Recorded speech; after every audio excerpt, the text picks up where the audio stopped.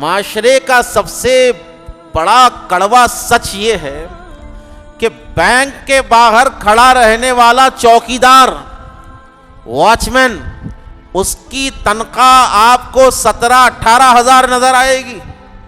کس کی؟ واچ مین کی۔ واچ مین کی۔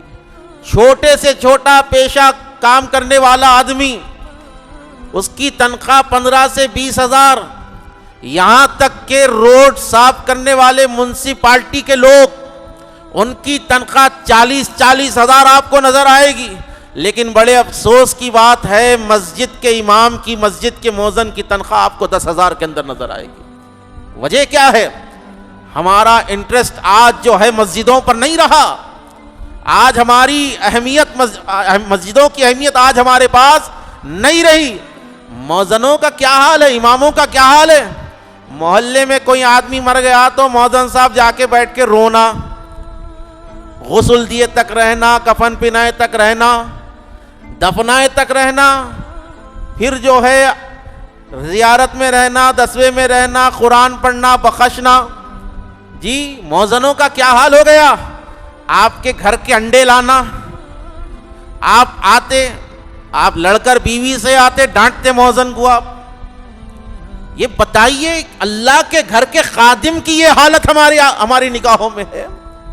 وہ آپ کا غلام نہیں ہے، وہ آپ کا نوکر نہیں ہے، وہ اللہ کی بارگاہ میں خدمت کرنے والا آدمی ہے۔ آپ اس کی قدر کریں۔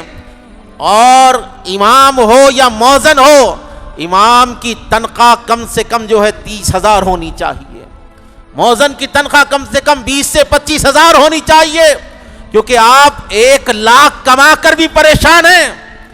آپ 1 لاکھ روپے کما کر بھی بول رہے 1 لاکھ بس نہیں ہو رہے، بچوں کے فیساں ہیں، میڈیکل کے خرچے ہیں، ڈاکٹر کی فیس ہے، بیوی کی خواہشیں ہیں۔ ارے مسلمانوں، ذرا سینے پر ہاتھ رکھ کر کہو، تم اپنے بیوی بچوں کو 1 لاکھ میں نہیں پال سکتے تو یہ غریب مؤذن 7 ہزار میں اپنے گھر کو کیسے پالے گا؟ یہ غریب امام 15 ہزار میں اپنے گھر کو کیسے پالے گا؟ تم کو ہوش کے ناخن لینے چاہیے۔ آج تم ان پر ظلم کر رہے ہو، مسجد کے امام پر ظلم ہو رہا ہے۔ وہ ٹوائلٹ تک دھوتے، یہ مؤذن مسجدوں کے ٹوائلٹ تک دھوتے۔ بات حاصل کلام کی طرف لا رہا ہوں، جو مسجدوں کے ٹوائلٹ تک دھوتا ہے وہ مؤذن کی آج عزت نہیں ہے۔ تو آپ پر لازم ہے، آپ سے گزارش کرتا ہوں کہ اماموں کی ہو، مؤذنوں کی ہو، آپ ان کی تنخواہ بڑھائیں۔ اور دوسری چیز، رمضان کی آمد ہے، آپ ان کے راشن کے لیے، آپ ان کے خرچ کے لیے جو ہے اپنی جیب سے ان کے لیے ہدیہ ضرور پیش کریں، نذرانے ضرور پیش کریں۔